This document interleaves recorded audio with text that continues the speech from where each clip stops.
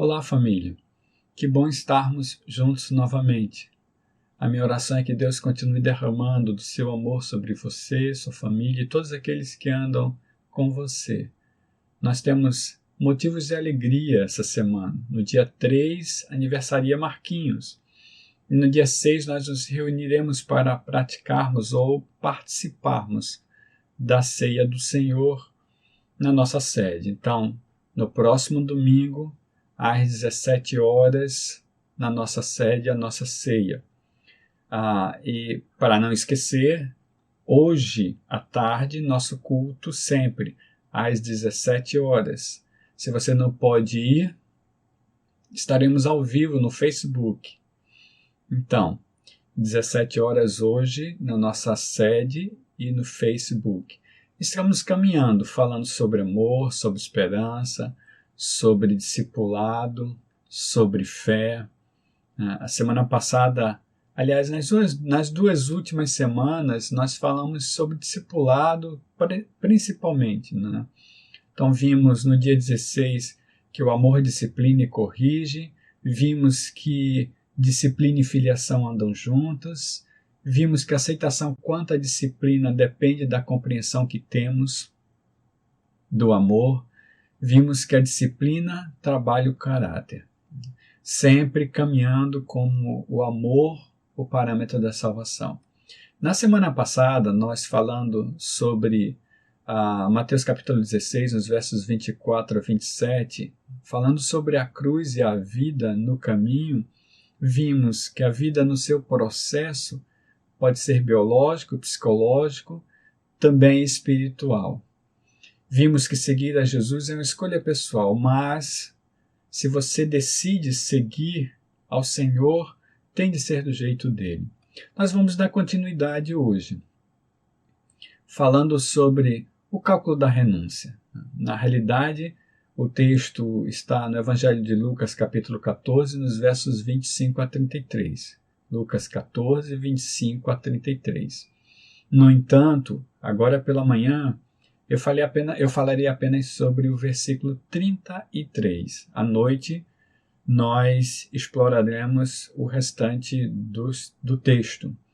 Então, Lucas 25, verso 33 diz assim: Da mesma forma, qualquer de vocês que não renunciar a tudo que possui, não pode ser meu discípulo.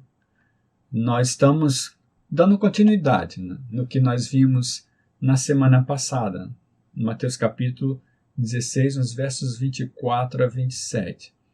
Jesus diz que se alguém quiser acompanhá-lo, precisa negar-se a si mesmo. Nesse sentido, quando a gente fala de negar, fala de renunciar, né? E aí, meu intuito agora pela manhã é trazer dois aspectos dessa renúncia.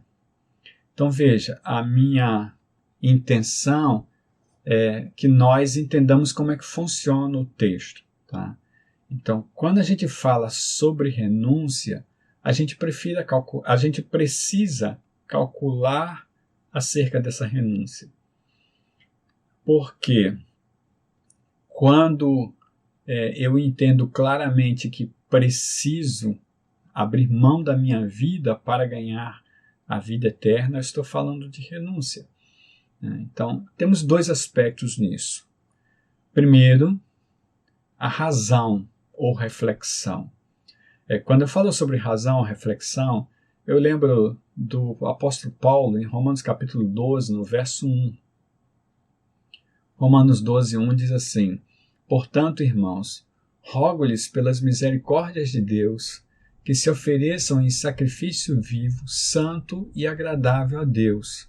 Este é o culto racional de vocês. Temos duas palavras aqui muito importantes nesse sentido, quando a gente reflete sobre o texto. A primeira palavra é culto. A palavra culto aqui no grego, né, é serviço. Na realidade, eu posso tratar como serviço, como adoração. São os serviços prestados a Deus. Tá? Então, nesse sentido, a palavra culto no original grego, não é especificamente aquilo que muitos de nós fazemos. Simplesmente saímos dos nossos lares e vamos a uma igreja, a uma instituição, sentamos, participamos de uma liturgia, depois voltamos para casa. Quando a gente fala de serviço ou de culto aqui, na Bíblia grega, se refere ao serviço de acordo com os requisitos da lei levítica. Tá? Então, isso lembra Romanos capítulo 9, nos versos 3 e 4. Romanos 9, 3 e 4, o apóstolo Paulo diz: pois eu até desejaria ser amaldiçoado e separado de Cristo por amor de meus irmãos, os de minha raça, o povo de Israel. Deles é a adoção de filhos, deles é a glória divina, as alianças, a concessão da lei, a adoração no templo e as promessas. Quando o apóstolo Paulo se refere à adoração no templo, ele se refere ao exercício sacerdotal.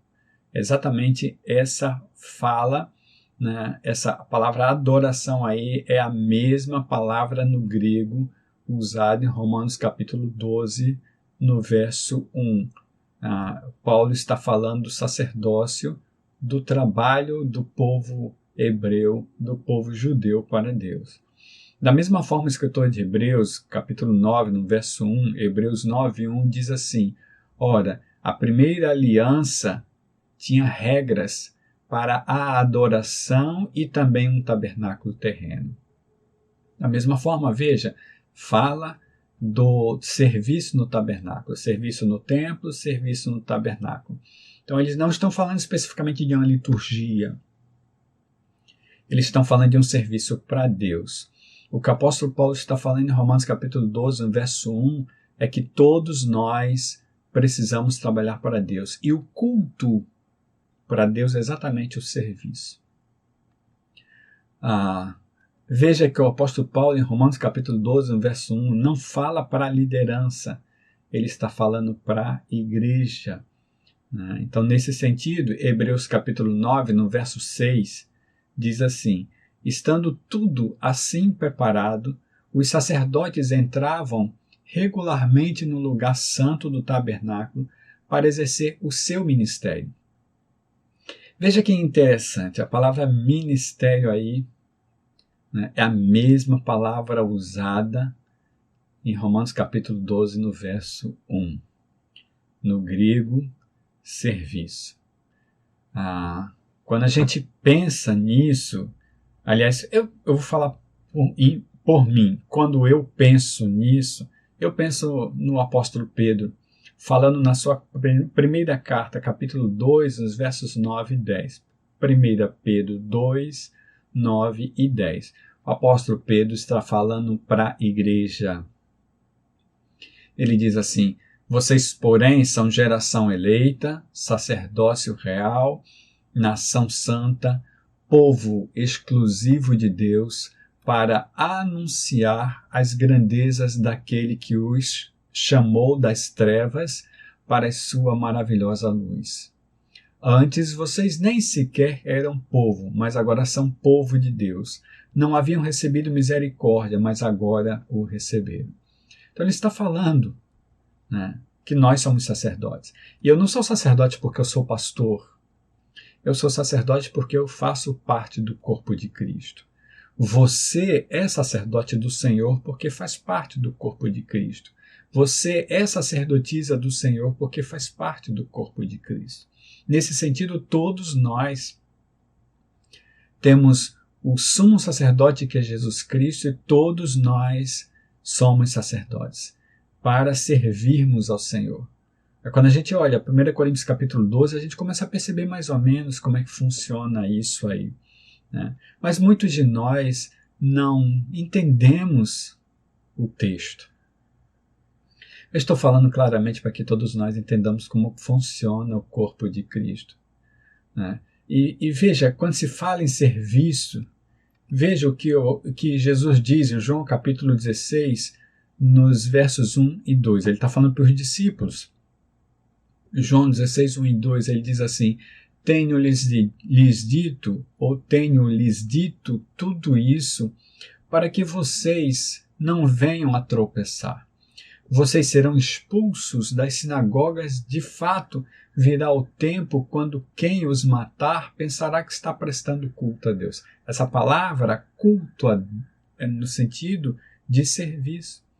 Muitos matarão pessoas que servem a Jesus pensando que estarão prestando serviço a Deus. O apóstolo Paulo fazia isso. O apóstolo Paulo matava em nome de Deus, perseguia em nome de Deus. E nesse sentido, depois que ele tem um encontro com Jesus Cristo, ele passa a ser o perseguido, o ameaçado.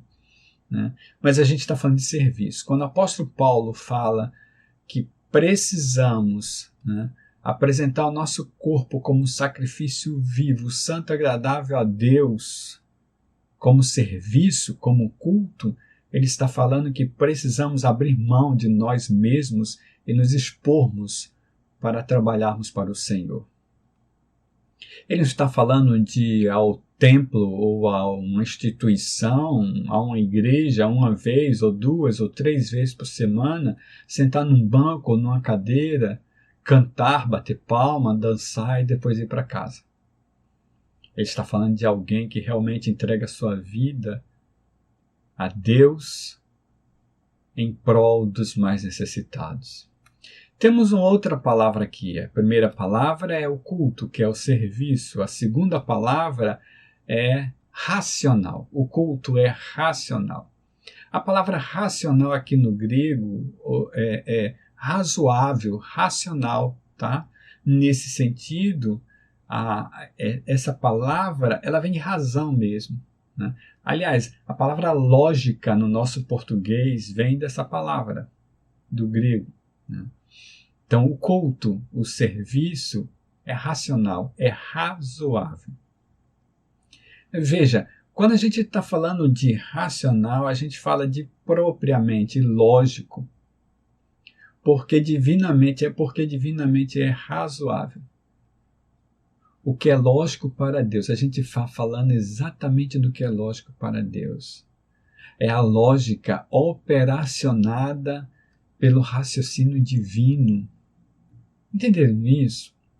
Essa palavra aqui quer dizer que nós devemos refletir sobre o nosso serviço a Deus. Existe uma conexão íntima aqui entre lógica, entre razão e fé. Quando o apóstolo Pedro, na sua primeira carta, capítulo 2, no verso 2, diz assim: como crianças recém-nascidas, desejem de coração o leite espiritual puro, para que por meio dele cresçam para a salvação. Essa palavra espiritual aí é a mesma palavra usada para racional em Romanos capítulo 12, no verso 1. A mesma palavra.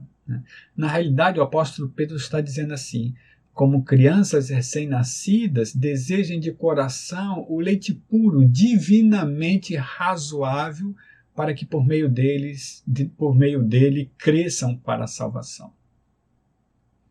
Ele está falando que a palavra é razoável, que a palavra faz com que você reflita a sua vida. A palavra faz crescer exatamente por isso.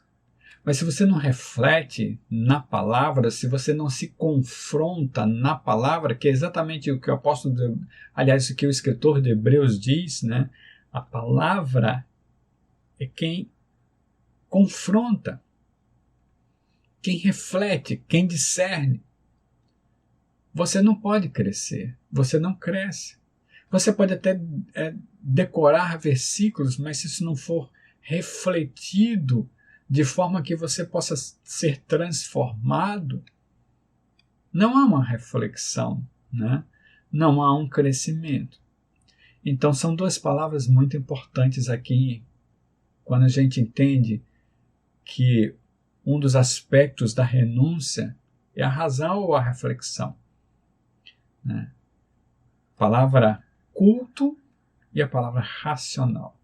O seu serviço para Deus deve ser racional, refletido. Deve ser o seu confronto. Enfim, um outro aspecto aqui é o amor. E vejam que a gente está falando dos aspectos da renúncia. Razão e amor. Aí eu quero citar Mateus capítulo 22, nos versos 37 e 38. Mateus 2, 37 e 38. Quando o Senhor Jesus diz: ame o Senhor, o seu Deus, de todo o seu coração, de toda a sua alma e de todo o seu entendimento. Este é o primeiro e maior mandamento. Este é o primeiro e maior mandamento. Quando a gente olha para o texto, coração, alma e entendimento. Se a gente for olhar no original, todas essas três palavras podem ser lidas como mente. Todas três. Né? Mas na realidade elas têm conotações próprias aqui. Né? E eu quero chamar a sua atenção para a palavra entendimento. Quando a gente olha para o coração é o órgão vital, o lugar das intenções. Na Bíblia, ele também simboliza o interior, o interno, e muitas vezes é visto como espiritual. Muitas vezes visto como aquele que pensa. Né? A alma, da mesma forma. Né? Aqui é a personalidade. Mas o entendimento é a compreensão, o intelecto, percepção. Perceba o que Deus diz. Né? Aliás, o que Jesus Cristo diz. Né? Ele diz assim: ame o Senhor seu Deus com todas as suas intenções, com toda a sua personalidade, com seu intelecto, percepção. Ele simplesmente olha para você e diz que amor não é um sentimento, é uma decisão clara. Não procure amor como um sentimento, porque amor não é sentimento. Quando Jesus Cristo, no Getsemane, faz sua escolha, quando ele diz: eu não vou fazer a minha vontade, mas sim a tua, Pai, ele está fazendo escolha da razão. Eu quero amar o meu povo. Eu quero me entregar pelo meu povo. Eu quero ser o Cordeiro de Deus que tira o pecado do mundo pelo meu povo. É uma decisão clara. Ele não tem um sentimento que possa ser apagado por qualquer atitude humana.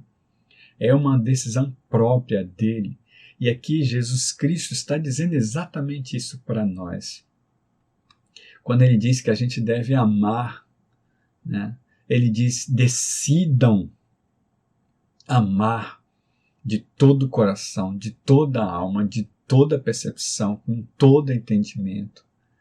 Não é algo mágico no sentido de eu dou um estalo e a coisa acontece. É uma decisão própria, pessoal. Também cabe razão. Quem é o amor? E aqui eu poderia trazer vários textos. Eu trago 2 apóstolos. Né?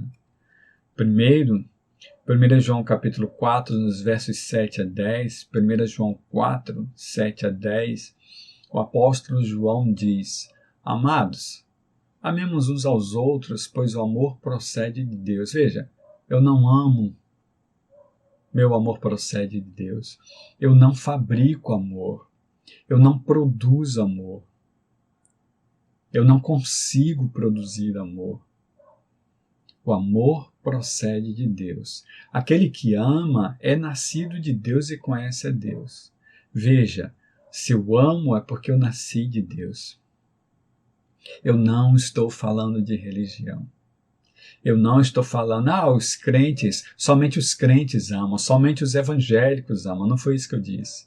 Eu disse que quem ama é nascido de Deus, porque o amor procede de Deus. No verso 8 ele diz, 1 João 4,8, quem não ama não conhece a Deus, porque Deus é amor.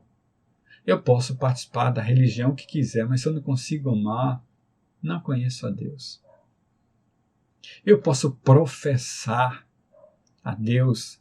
Basta ler a primeira carta do apóstolo Paulo aos Coríntios, capítulo 13. Eu posso professar a Deus em alguma religião, mas se não amo, não conheço a Deus. Quem não ama não conhece a Deus, porque Deus é amor. Foi assim que Deus manifestou o seu amor entre nós. Veja, é prática. É prática. Enviou o seu Filho unigênito ao mundo para que pudéssemos viver por meio dele. João 3,16, né? Foi citado aqui.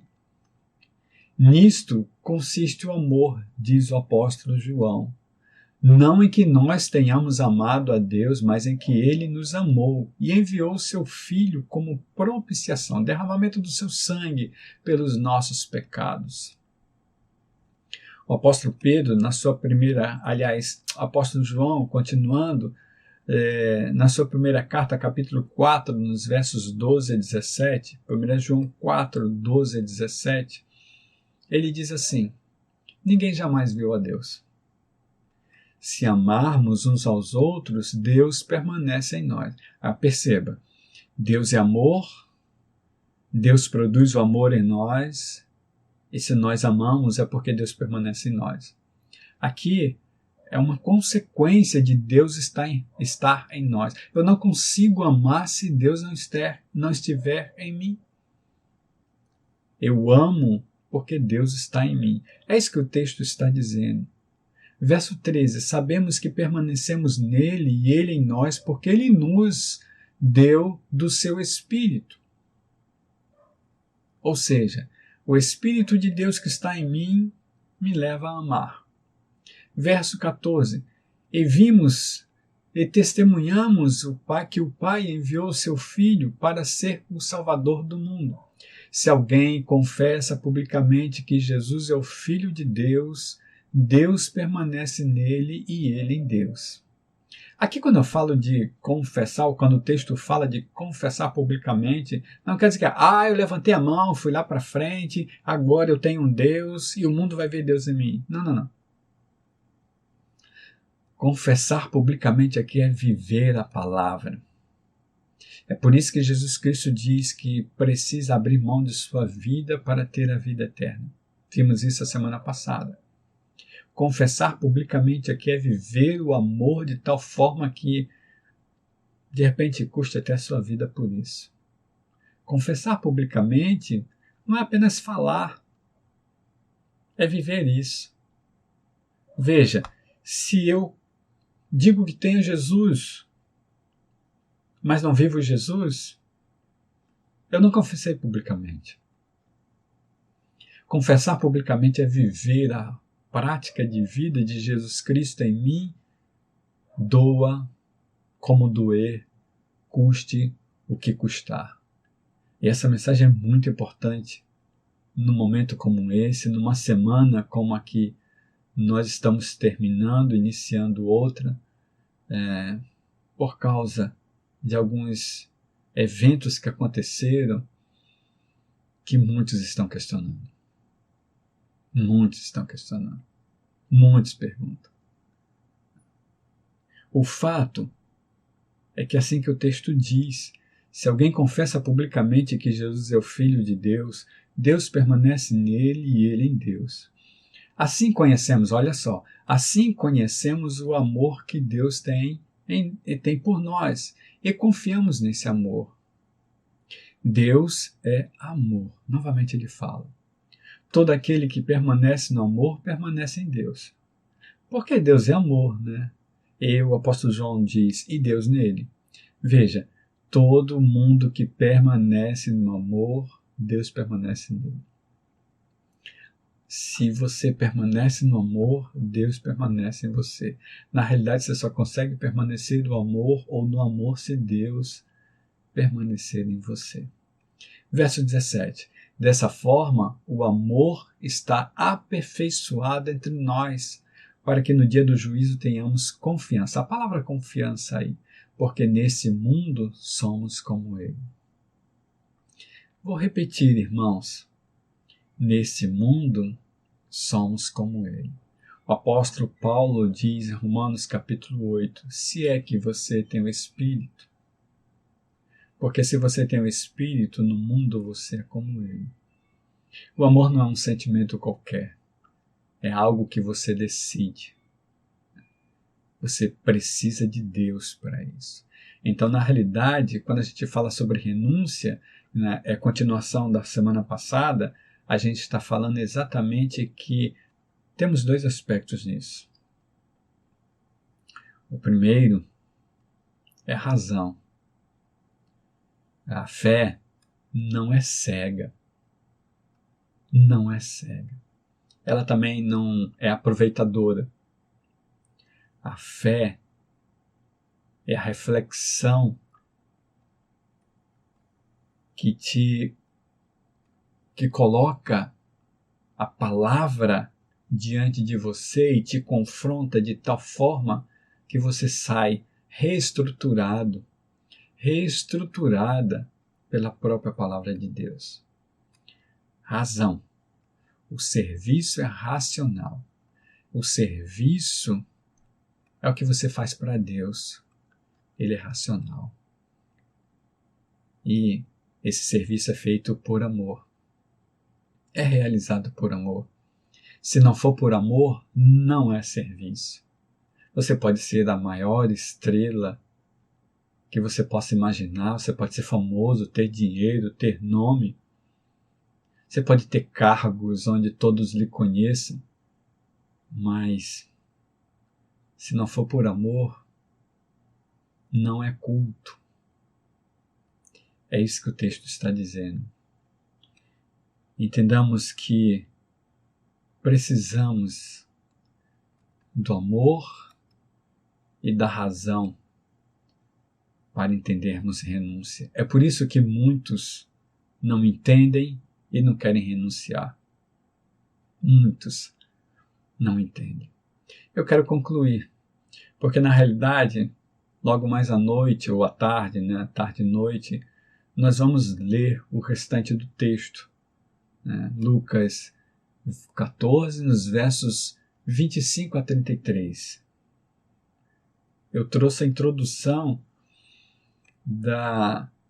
do cálculo da renúncia para que entendamos mais tarde o restante do texto. Eu vou te citar um texto que eu cito sempre, todos nós conhecemos muito esse texto, porque eu falo sempre. Hermildson explica razão e amor, explica com um texto. 1 Coríntios capítulo 2, no verso 16. 1 Coríntios 2, 16. Quem conheceu a mente do Senhor para que possa instruí-lo? Nós, porém, temos a mente de Cristo. Muitos acham que Deus não pensa. Muitos acham isso.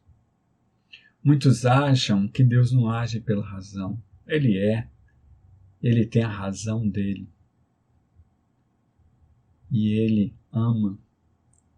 E quando ele deu o Espírito dele para nós, ele deu exatamente para que entendêssemos, que pensamos como ele. E entendamos claramente que esse serviço, esse ministério, ele é racional. Não é de olhos escuros ou não é esse caminho traçado de olhos vendados. Porque de olhos vendados você não vai conseguir amar. Não é chutando no escuro, dando um passo no nada. É passo galgado pela palavra. A palavra razoável que te faz crescer. A palavra racional. E exatamente assim, porque nós temos a mente de Cristo. A minha oração é que você entenda isso E a minha oração é que, na minha pequenez, eu tenha sido guiado pelo Espírito para falar ao seu Espírito, porque eu sei que da minha própria mente eu não conseguiria isso. Vamos orar? Quero te adorar, Deus, nesse momento. Quero engrandecer o teu nome. Quero louvar o teu nome, Senhor. Tu és digno de toda honra, louvor e glória. Quero engrandecer o teu nome por causa da tua criação. As estrelas que continuam no céu e só serão derrubadas quando tu quiseres. O sol e a lua que continuam nos seus movimentos dia e noite até quando tu quiseres. Os mares que tu dizes a Jó, fui eu quem tracei o caminho deles e lancei os ferrolhos para que eles continuem no mesmo lugar. As ondas vêm e vão e os mares estão no mesmo lugar. Te louvo, Senhor, pelo movimento de dia e noite, que muitos de nós tentamos entender e não conseguimos. A tua mente é maravilhosa, Senhor. Te louvo por nossas vidas, porque tu nos formaste no ventre de nossa mãe. As tuas mãos nos formaram. E a salmista, como falado na semana passada, ele fica abismado exatamente com isso. Porque ele ainda não tinha nem sido formado no ventre da mãe, tu já tinhas escrito todos os dias da vida dele, assim tu fizeste com cada um de nós. A tua sabedoria, Senhor, a tua razão, tu criaste tudo com um propósito específico. Tudo que tu criaste tem uma missão específica. E eu quero te adorar por isso, Senhor. A minha oração é que meus irmãos e irmãs que estejam me vendo, que me verão enquanto esse vídeo estiver no ar, que os seus espíritos sejam tocados pelo Pai dos Espíritos, para que eles entendam o teu poder, a tua glória, a tua graça, as renovações de misericórdia diariamente, para que eles entendam como funciona a renúncia com a razão e o amor. Que o Senhor derrame da sua paz sobre nós. Que o seu amor seja o nosso amor. E que a unção do Espírito do Senhor esteja sempre sobre nós, para que ao falarmos as pessoas entendam a nossa palavra temperada com teu amor. Eu louvo o Senhor e te agradeço. No nome de Jesus, amém. Essa é a minha oração para você. Que você compreenda o que é renúncia realmente